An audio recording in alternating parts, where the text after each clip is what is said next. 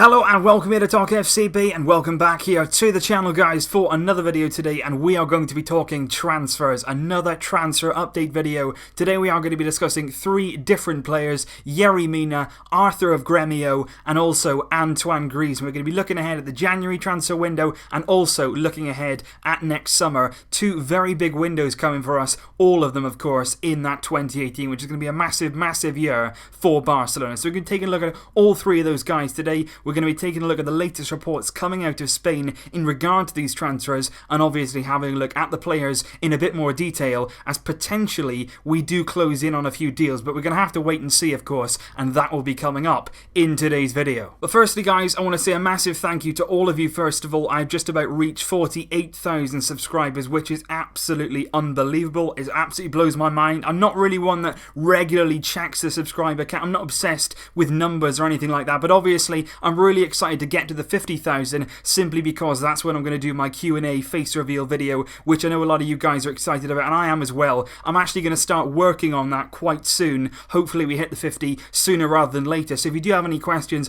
please do leave them in that video. That video will be in the description for you guys. So if you haven't seen that yet, do check that out. There's going to be a Q&A face reveal, and I am going to be answering as many of your questions as I can possibly manage. So please let me know your questions in the video in the comments section of that one. But on with this video, we are going to be discussing players who potentially will be coming in on January. Now, before we go on to the players, what I want to do first of all is actually talk about the January transfer window in general. There's a reason why clubs do the majority of their business in the summer, and there's a very big reason for that, simply because in the summer you have a lot more time. You genuinely have a longer transfer window. In January, of course, it's only a month. You have a lot of time in the summer to make up your mind, to negotiate, to plan, to really understand what you need in your squad, and then you bring in those players. Any player joining in January really does have a very difficult task settling in, simply because you don't have that pre-season. If you sign in January, you're coming into football that's actually happening right now. So any player coming in has to be physically ready, they've got to be mentally ready,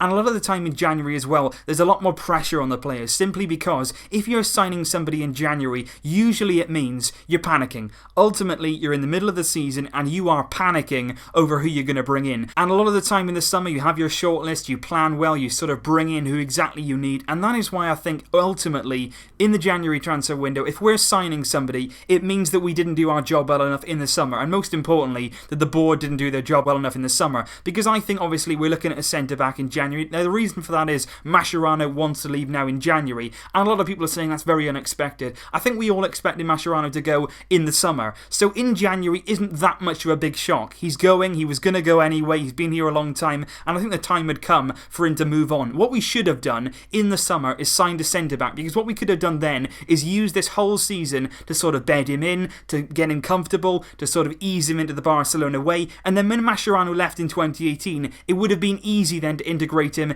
into the team, really playing regularly. Instead, now what's going to happen, Mascherano will leave in January. If we bring somebody in, they're going to be thrown into that team head first. They're going to have a lot of pressure on them, and it's going to be very difficult. Likewise with somebody like Arthur, somebody linked in those midfield situations, somebody like a controlling midfielder. We're looking at them now in January because we feel like we need that going forward. We all knew we needed that kind of midfielder in the summer, but somehow the board didn't act. We should have done this sooner. This is a panic buy right now. Arthur is a good player, very good quality, but this should have been done months ago. We should have been looking at that type of profile in the summer, and for that reason, now we're going for it in a January transfer window. That proves the board's mistakes. But with my mini rant over with, it is time to get on to the actual video, which is going to be going through Yerry Mina, Arthur and Antoine Griezmann and what's been going on in the press as of late. And we're going to start with the centre-back Yerry Mina. He's a Colombian centre-back currently plying his trade in the Brazilian First Division for Palmeiras. He's 23 years old. He hasn't long turned 23. He turned 23 in September, so still relatively young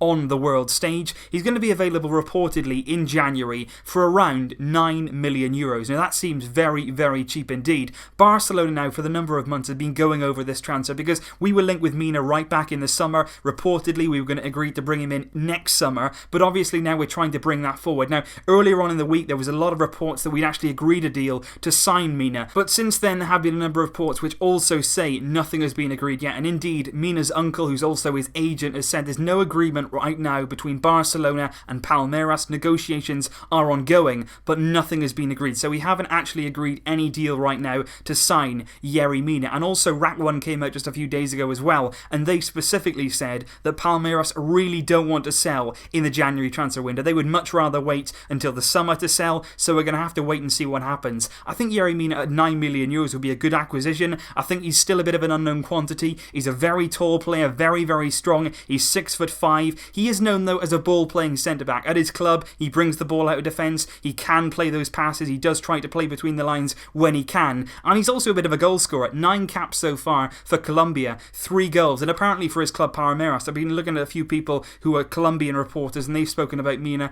quite a lot. And they do say that he actually is very, very good in front of goal in terms of goal scoring. Now, obviously from a centre-back, that's not really your primary concern. But if Mina could come in, chip in with a few goals at the other end, that could be very, very interesting indeed. But like I say, he's a bit of an unknown quantity right now. We're not exactly sure what he's going to bring to the team. But for €9 million, if we could get him for that, it would not be a bad acquisition whatsoever. Now on to the second player that we are going to discuss then, and that is Arthur, 21 years old, somebody who would be considerably more expensive than Yerry Mina, currently plying his trade at Grêmio. As we know, they're going to be in the Club World Cup final, and they're going to play Real Madrid. Unfortunately, though, in that game, Arthur is not going to be ready for it. He is currently injured, and it's really unlucky because I would have liked to have seen him play against Real Madrid in that Club World Cup final to see what he's all about. But he is certainly somebody who's gathered a lot of headlines recently. He's had a great season at Grêmio. He's a controlling midfield player. He likes to get on the ball. And there have been a lot of comparisons with him and Xavi Hernandez, of course, one of the great players at Barcelona in that midfield, somebody who epitomises our style of play and how we want to play through that midfield area. Now, he currently has a 50 million buyout clause. Barcelona, they reportedly want to negotiate that. They want to try and bring the price down, negotiate with Grêmio and see if anything can be done. According to Cat Radio, who are a very, very reliable source, they came out yesterday evening and they said basically that Barcelona sporting director Robert Fernandes is absolutely obsessed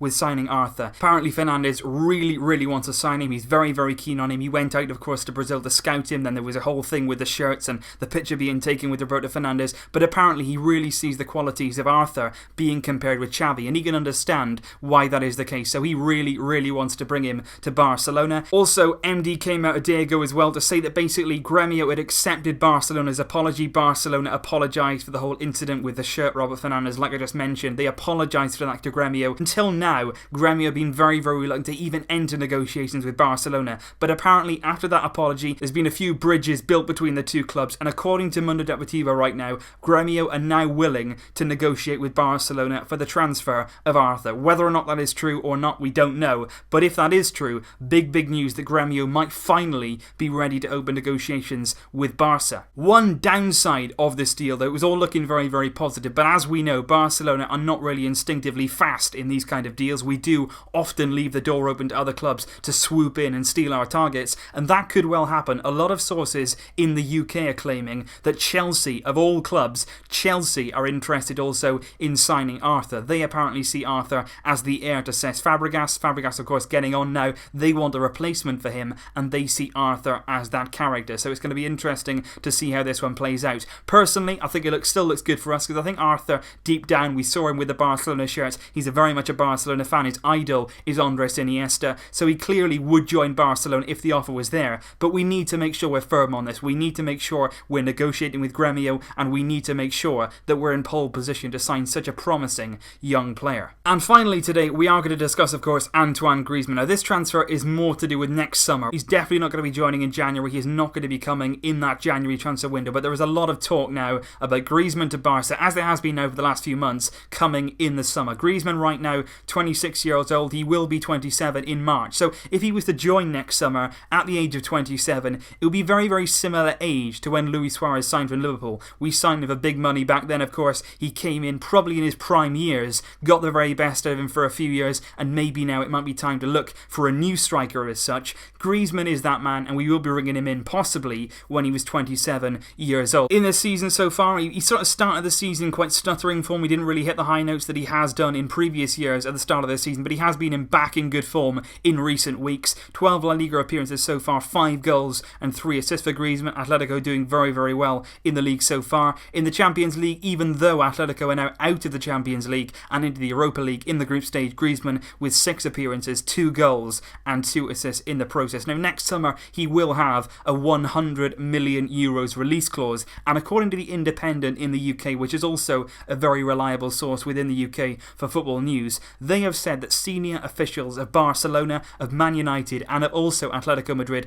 All of those people at the moment believe the ball is very much in Barcelona's court. Officials at United believe their interest in Griezmann has always been there, but right now they believe that Barcelona are very much advanced on this deal, and we are definitely the favourites right now to land Antoine Griezmann next summer. And Mundo Deportivo also echoed this story in their piece yesterday morning. Also, Cat Radio came out, again, like I said earlier, a very reliable source. Griezmann apparently, according to this journalist, he was absolutely certain that Griezmann will join Barcelona in the summer. He said those exact words. He said that Barcelona will pay 100 million euros, but it won't be the release clause. Barcelona apparently already have an agreement with Atletico. We will sign Griezmann for 100 million. It won't go through the release clause, because when you go through release clauses in Spain, it can get a bit messy at times. There's a lot of taxes involved. You've got to go through La Liga, you've got to go through Tebas. We saw it all play out with Neymar. But apparently we're not going to go down that route. We're simply going to pay the 100 million to Atletico. That deal has already been agreed, and we could well see Griezmann in a Barcelona shirt come the summer transfer window. So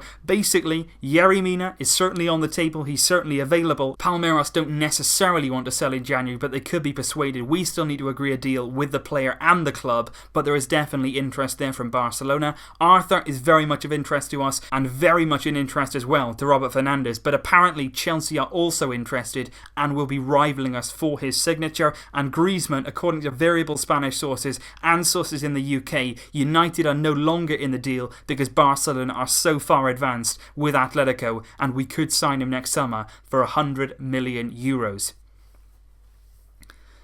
As always, guys, with these transfer stories, I am very interested to hear your opinions on them. What do you think of Mina? What do you think of Arthur? And what do you think of Antoine Griezmann? Would you accept him next summer? Would you be very glad to see him in a Barcelona shirt? What are your thoughts on all of these possible transfer dealings? I will have a lot more videos coming up for you this week as well. Maybe another episode of Career Mode. Maybe more transfer talk as well. Barcelona don't play until Sunday, so that does give me a few days to discuss some other things and go into some more detail on these types of things. So leave your thoughts down below, guys. I'll be back very shortly with more videos for you. But until then, as always, Visca el Barça! Barça! Barça!